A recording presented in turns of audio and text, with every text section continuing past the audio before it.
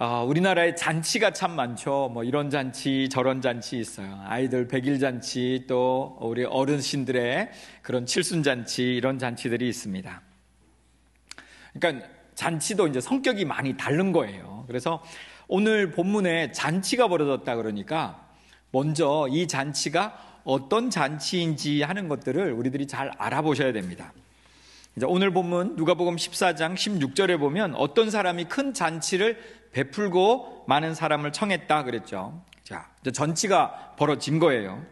근데 오늘 있는 이 본문을 가지고는 조금 주인의 마음을 알기가 어렵게 되어 있습니다. 우리가 누가복음만 보면 좀 오해할 소지도 없잖아 있어요. 그래서 이 말씀과 같은 맥락을 가진 마태복음 22장에서 좀 더 우리가 보충해서 설명을 좀 듣고자 합니다. 자, 잔치.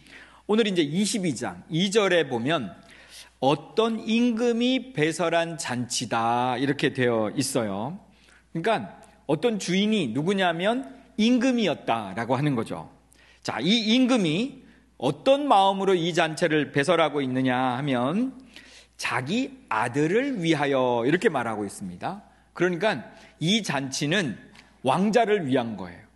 우리들이 조금만 생각해 보면 이건 왕자보다 더 귀한 세자를 위한 자리인지도 모르겠습니다. 자, 그리고 이 잔치는요, 계속해서 혼인잔치다 이렇게 말하고 있습니다. 그러니까 잔치가 보통 잔치가 아니라 생일 잔치가 아니라 혼인하는 혼인잔치다 이렇게 얘기하고 있는 거예요. 우리가 이제 이 아비의 심정으로 좀 돌아가 보면 왕도 아비 아니겠습니까? 아비가 지금 아들을 위한 잔치를 베풀었는데 그것도 혼인잔치를 베풀고 있다라고 하는 거예요. 얼마나 중요한 잔치, 또 얼마나 심혈을 기울인 잔치였겠는가 하는 부분입니다. 마태복음 22장 4절로 가보면 이런 표현이 있어요. 모든 것을 갖추었으니 이렇게 말을 합니다. 모든 것을 갖추었다, 완벽한 준비다 이런 얘기죠. 뭐 하나 빠진 게 없다라고 말합니다. 이런 잔치를 베풀었는데, 그리고 배설했는데 21절에 가보니까 그 사람들, 초청받은 사람들이 오지 않았다는 거예요. 그래서 텅텅 자리가 비어 있습니다. 그래서 21절을 가보면 그 주인이 노했다 이렇게 돼 있어요. 분노했다. 우리가 이제 이 단어를 그냥 분노하다라고 들으면 여기에 긍정적인 면보다는 부정적인 마음이 먼저 듭니다. 아니, 왕이 잔치를 베풀어 놓고 그리고 사람들에게 전부 다 오라 했는데 안 왔으면 누가 잘못인 거예요? 예? 주인이 평소에, 그 왕이 평소에 제대로 정치를 했는가? 이런 생각부터 든다는 거예요. 그래 놓고 왜 노를 자기가 바래? 이렇게 생각할 수 있다는 거예요.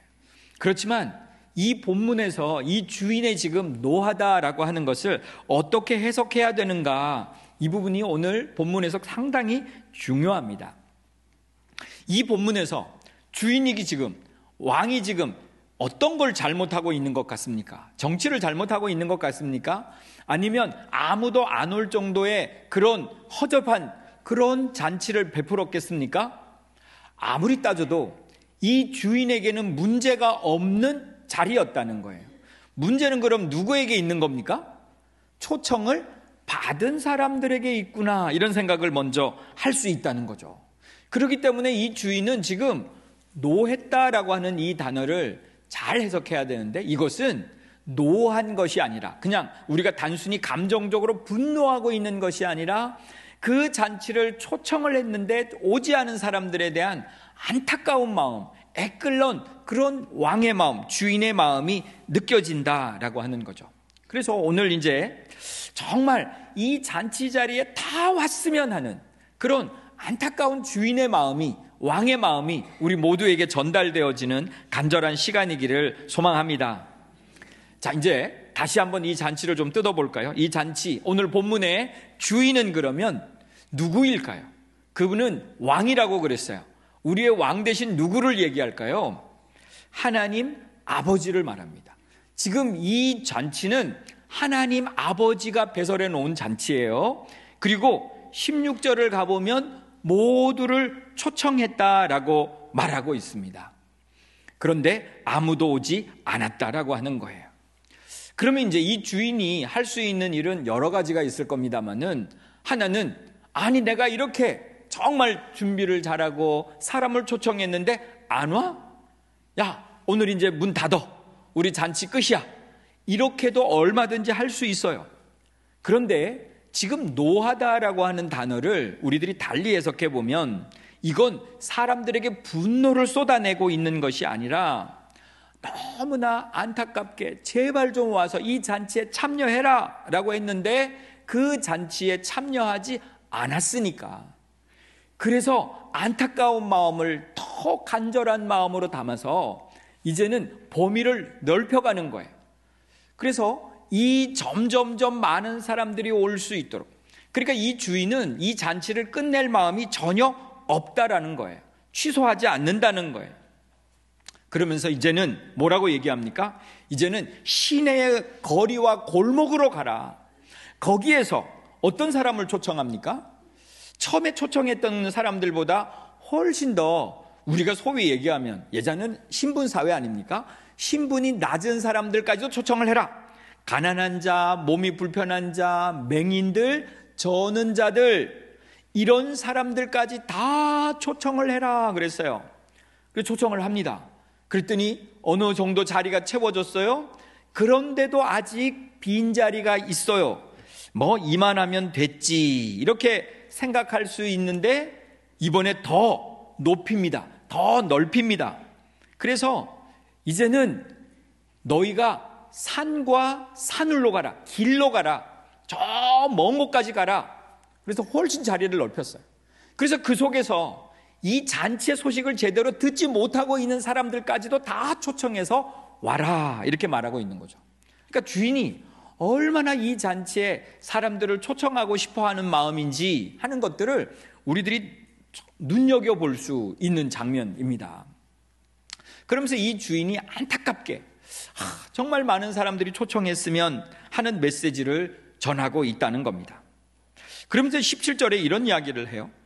이 잔치는 모든 것이 준비되었다는 거예요. 그러니까 초청받는 사람의 입장에서는 아무런 부담이 없다는 거예요. 요즘 우리의 혼인잔치를 가려고 그러면은 그래도 우리가 축의금을 준비해야 되지 않습니까? 그래서 혹 부담을 느끼실 수도 있겠습니다만은, 지금 이 잔치는 그런 것도 필요 없어요. 축의금도 필요 없어요. 혼인잔치인데도 다 그냥 공짜로 오세요. 모든 게 준비되었습니다. 이런 얘기예요. 자, 이제 이 잔치를 조금만 우리들이 성경적으로 가서 해석을 해보면, 하나님은 이 땅 가운데 구원의 잔치를 배설하셨어요. 그러면서 구원의 잔치를 베풀고 이제 하나님의 사람들을 초청하는 거예요. 오늘 오후에 이제 로마서 성경 산책을 하게 될 겁니다. 그 말씀에는 이 말씀이 좀 더 정확하게 기록이 되어 있어요. 먼저 하나님의 약속을 받았던 이들은 우리들이 소위 얘기하는 이스라엘 백성들입니다. 그들을 통해서 하나님께서 구원의 길을 여셨어요. 그래서 그들을 초청합니다. 예수님이 오실 당시에 예수님의 복음을 누가 거부합니까? 유대인들이 거부하는 거예요. 그래서 누구에게 이제 기회가 열리기 시작합니까? 이방인들에게 기회가 열려지기 시작합니다. 그들이 감람나무에 접붙임을 받아서 이제 하나님의 백성으로 초대를 받고 그들이 그 자리를 차지하게 되는 겁니다. 그러면서 모든 이들을 초청하고 싶은, 한 영혼도 빠짐없이 초청하고 싶은 그런 마음이 보인다는 거죠. 23절에 주인의 가장 강력한 마음을 우리들이 볼 수 있습니다. 우리 23절로 한번 같이 가서 같이 한번 읽어봅시다. 주인이 종에게 이르되 길과 산 울타리 가로 나가서 사람 강권하여 데려다가 내 집을 채우라 이렇게 말합니다. 강권하여 데려다가도 이 빈자리를 채워라 이렇게 말하는 거예요. 우리는 어떤 사람들을 초대할 때 이런 마음들까지는 안 가지는 것 같아요. 그죠? 제가 얼마 전에 친구들을 한번 초대한 적이 있어요. 우리 만나서 오랜만에 점심이나 같이 먹자 이렇게 카톡을 몇 사람에게 띄웠습니다. 그랬더니 거기에 반응을 한 친구도 있지만 반응을 안 한 친구들도 있었어요. 그랬더니 한 친구가 답답했는지, 야, 이 인간들아, 누구는 밥을 사겠다고 그러는데 너희는 답도 안 다냐? 뭐 이렇게 그렇게 글을 남겼어요. 그랬더니 이제 답을 안다는 한 친구가 이제 거기다가 단문을 달았습니다. 뭐라고 달았냐면, 꼭 가고 싶은데, 그래서 친구가 부르는데 꼭 가고 싶은데 그날 일이 있어서 미안해서 못 달고 있었어. 이제 이렇게 달았어요. 거기에 대해서 제가 어떻게 답을 달았을까요? 이렇게 달았습니다. 뭐가 미안하냐? 돈이 굳어졌는데. 하나도 안 일이 있다는데 안 오면 또 돈이 굳는데 뭐가 그렇게. 그러니까 우리가 초청하는 마음은 요 정도라는 거죠. 초청하고 싶어, 와라 그랬는데 안 오면 어쩔 수 없지 뭐. 근데 이 주인은 좀 특별한 것 같아요. 정말 초청하고 싶은 거예요. 정말 이 자리에 사람들을 다 왔으면 하는 마음이 너무나 강하게 들어있잖아요. 그래서 그 종들에게 얘기하는 건 뭐냐면, 길과 산울가로 가라. 그래서 사람들을 강권하여 데려다가 내 집을 채워라. 이렇게 말하고 있다는 거죠. 자, 여기서 강권하다는 말이 굉장히 중요해요. 헬라어로 가보면 이 단어가 아난카손이라고 하는 단어예요. 이 단어는요, 단순히 설득을 좀 해봐라 이 정도가 아니에요. 긴급한 필요 때문에 강요해서라도, 이런 의미를 갖고 있어요. 긴급한 필요. 그래서 심지어 압력을 가해서, 이런 얘기고요. 필수적으로 꼭 그 일을 되도록 만들어라, 이런 의미까지를 포함하고 있는 아주 강력한 단어라고 하는 거죠. 그렇다고 뭐 폭력을 쓰라는 얘기는 아니에요. 그런데 주인의 마음을 아주 강하게 표현하고 있다는 거죠. 이렇게라도 좀 해서 이 집을 좀 채워달라, 이런 얘기예요. 왜 그럼 이 주인은 이렇게까지 하는 걸까라고 하는 거죠. 조금 전에 제가 얘기한 그런 친구를 초대하는 초대의 자리에는요, 안 오면 다음에 보면 됩니다. 그렇죠? 뭐 다음에 보지 뭐, 사정이 있다는데, 그러니까 이렇게까지 강력하게 초청할 이유는 없어요. 그 친구가 안 온다고 내가 삐질 이유가 하나도 없는 거예요. 그런데요, 지금 이 문제는 다른 문제라는 거죠.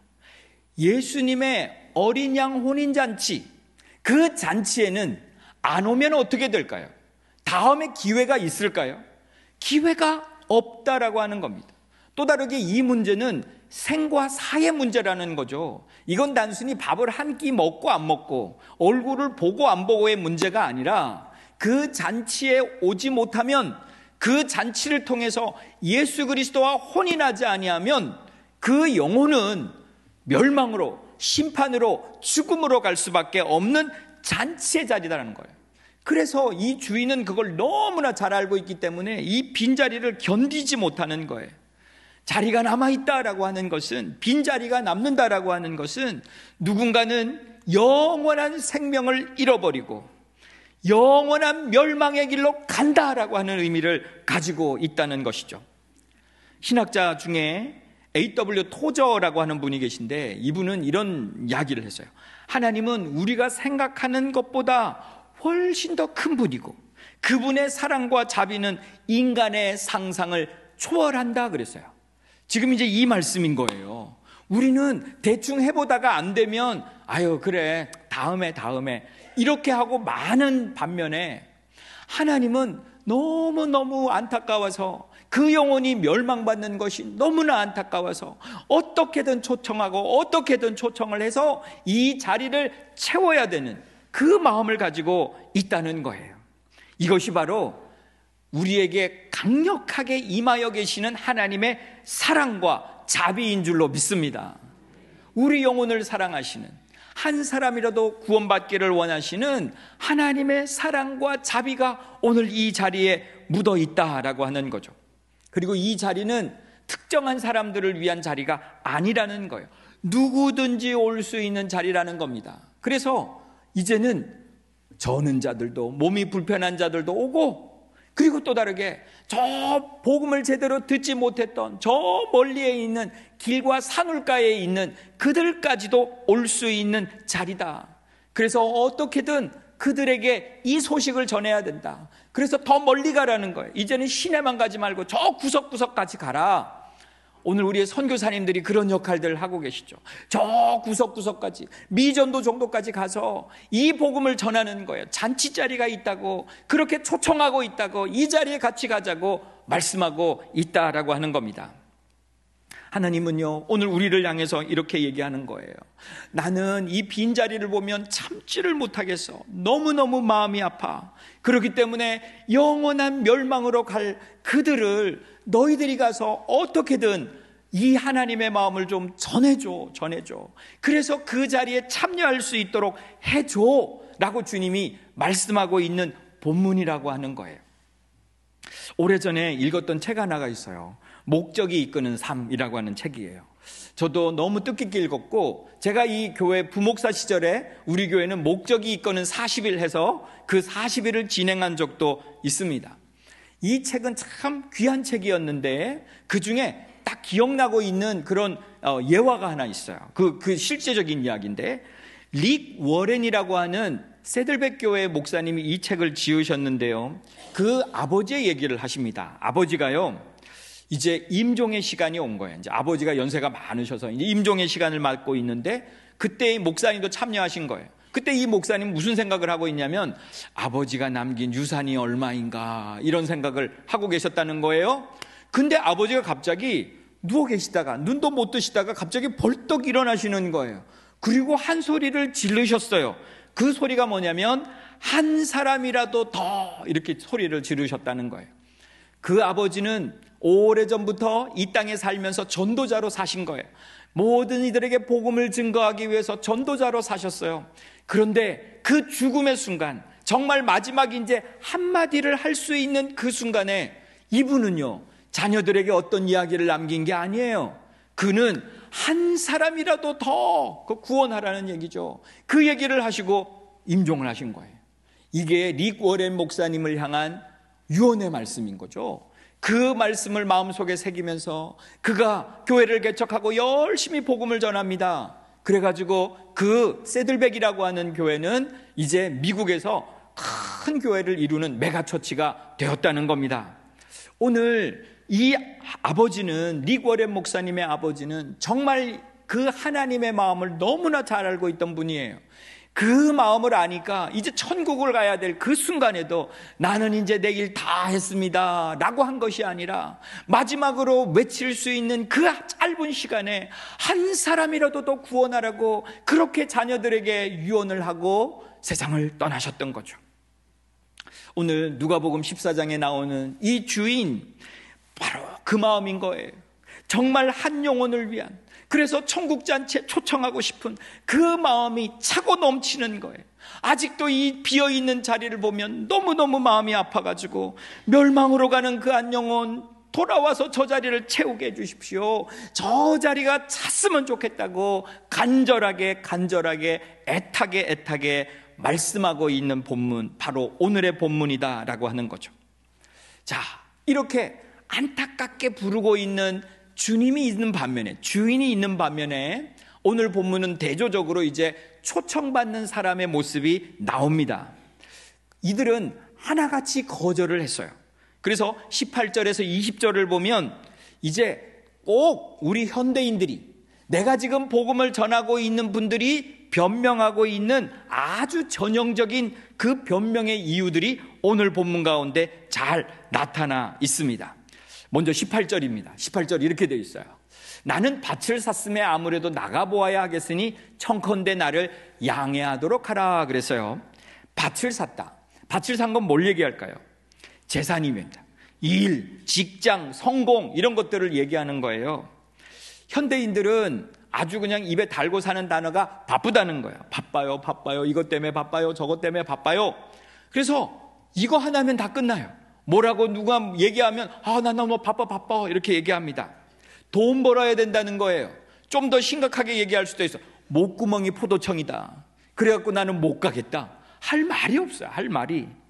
정말 이들은 당장의 눈앞의 이익, 세상의 성공, 이것들을 위해 가지고 다른 모든 것들을 포기하는 거예요. 난 이게 우선순위야. 그렇기 때문에 이걸 해야 돼.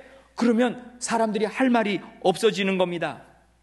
그들은요, 천국이라고 하는 것, 이 천국의 초대는요, 자기의 성공을 방해하는 거라고 생각해요. 자신의 시간을 빼앗는 거라고 생각해요.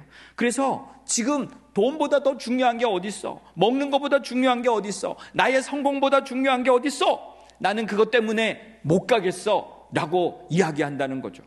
우리도 이 단어를 쓰면은 더 이상 쫓아갈 길이 없어지는 거예요. 19절로 가봅니다. 19절. 나는 소 5겨리를 샀음에 시험하러 가니 청컨대 나를 양해해라 그랬어요. 자, 소를 5겨리를 샀어요. 이걸 시험해 보겠다는 거예요. 이 사람의 마음이 어떤 마음일까요? 힘든 마음일까요? 아우, 소를 5겨리나 샀어, 이렇게 생각할까요? 이 사람은 지금 너무 즐거운 거예요. 아, 빨리 가야지, 한번 시험해 보고 싶은데, 이런 마음인 거예요. 오늘 이것은 우리들이 즐겁고 그리고 우리가 누리고 있는 즐거움의 시간들이에요. 자기 만족의 상징입니다. 오락과 자기의 소유를 가지고, 내 취미를 가지고 살아가는 즐거운 현대인들의 모습인 거예요. 오늘 사람들이 어떻게 한번 초청을 해보면, 나 주말에 할 일 많아. 할 일이 뭐가 있을까요? 이번 주말에 뭐 할까? 여러분들은 이번 주말에 뭐 하셨어요? 또 특별히 오늘 주일은 여러분들이 교회 가야지 빼놓으신 시간 아닙니까?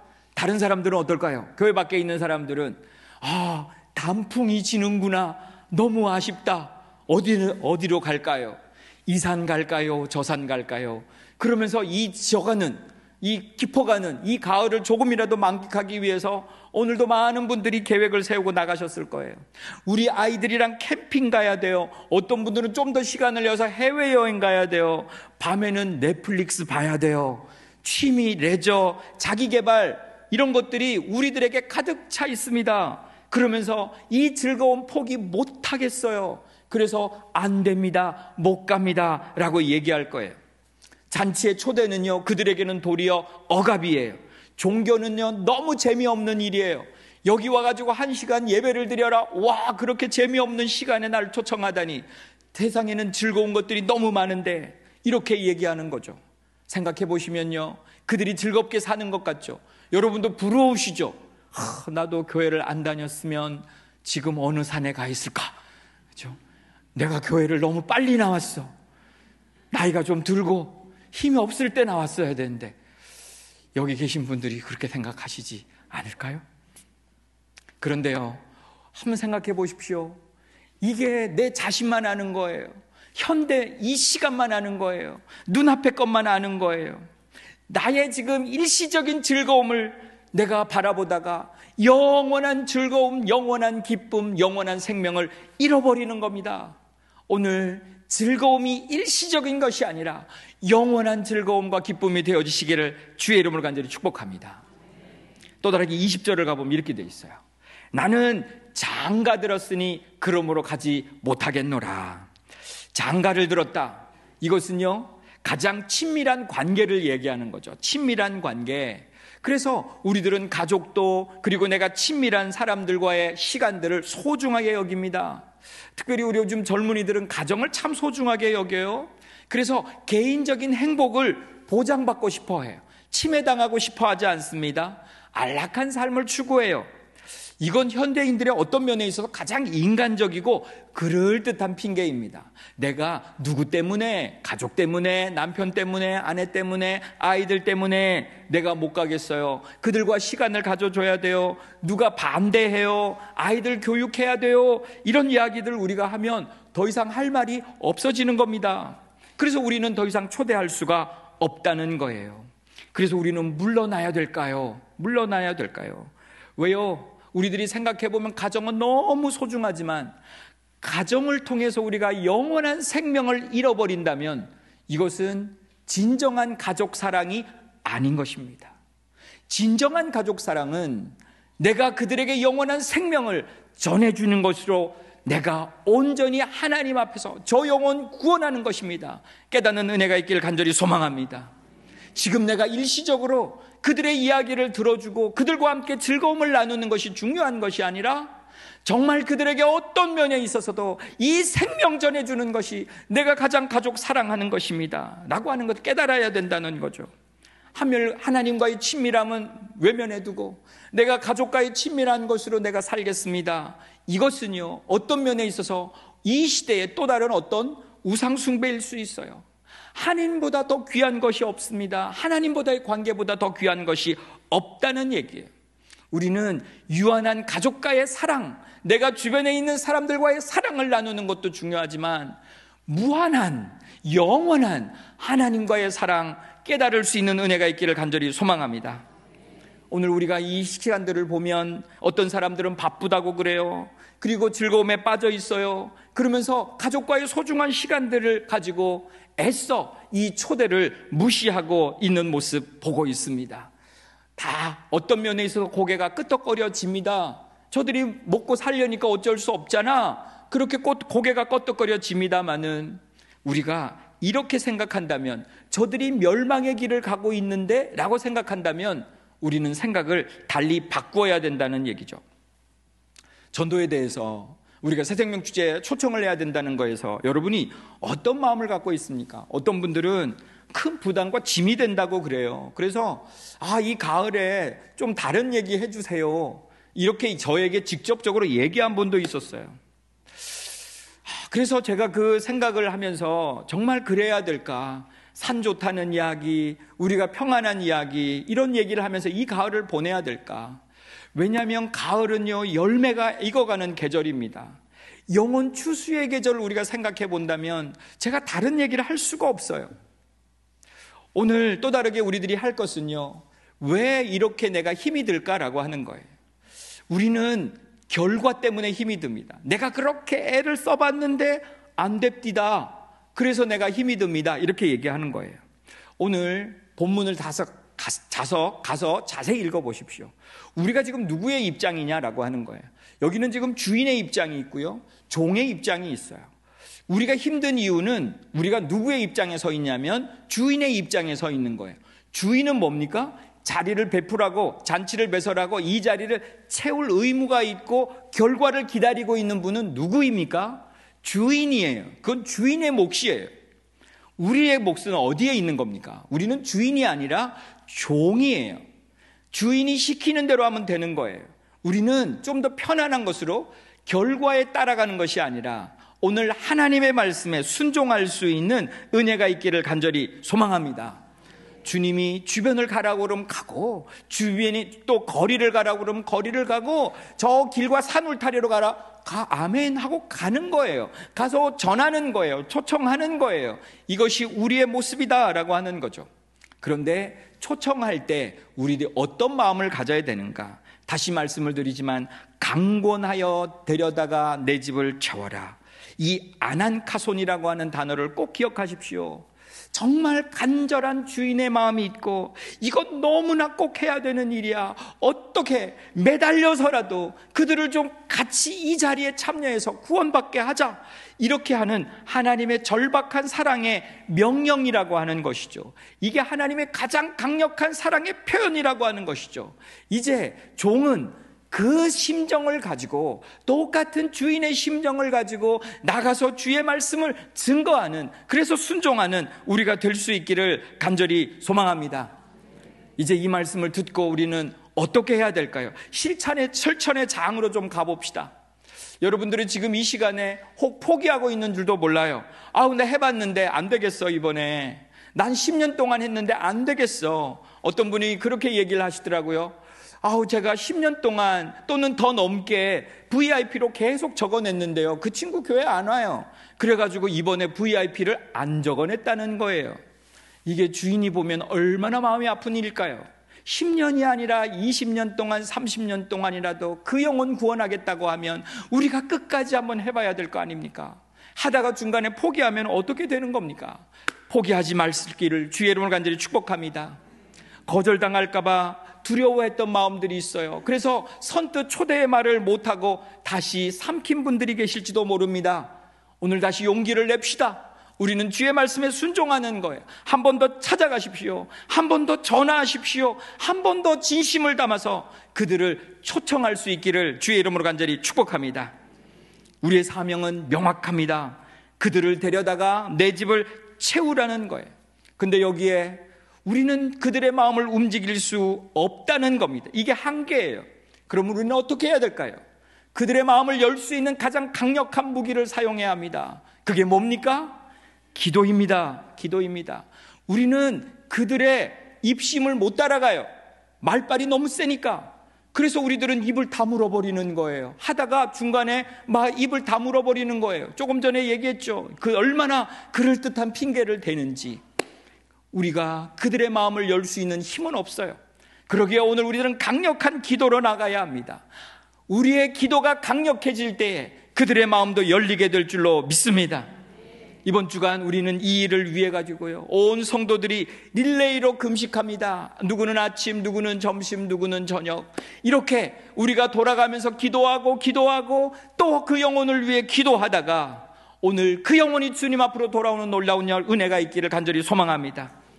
이번 금요 집회는 특별 성령 집회예요. 온 교회가 모여서 정말 새생명 축제를 위해서, 한 영혼을 위해서 부르짖는 기도가 있는 날입니다. 여러분, 시간을 내십시오. 와서 함께 부르짖자고요. 우리가 두세 사람이 모여서 함께 부르짖는데 능력이 있습니다. 힘이 있습니다. 우리가 우리의 기도를 통해서 저 마음이 떠나 있는, 세상에 핑계를 대고 있는 저 산 울타리를 깨는 강력한 기도를 우리가 함께 드릴 수 있기를 주의 이름을 간절히 축복합니다. 아버지의 애타는 이 심정, 우리가 우리의 가슴에 담고 우리의 심장에 담고 주님 우리를 사용하여 주시옵소서. 이제 주의 말씀에 순종하겠습니다. 포기했던 마음들 다시 하나님 앞에 거두어 드리고 이제 나가서 용기 있게 주의 말씀에 순종해서 주의 복음 증거해 보겠습니다. 여러분의 강력한 결단을 통해서 이 천국의 잔치자리, 생명의 잔치자리가 채워지고 이 속에서 다음 주에 놀라운 새로운 생명이 태어나는 은혜가 있는 귀한 시간이 될 수 있기를 주님의 이름을 간절히 축복합니다. 이제 우리 결단하는 마음으로 다 같이 일어나 찬양하겠습니다.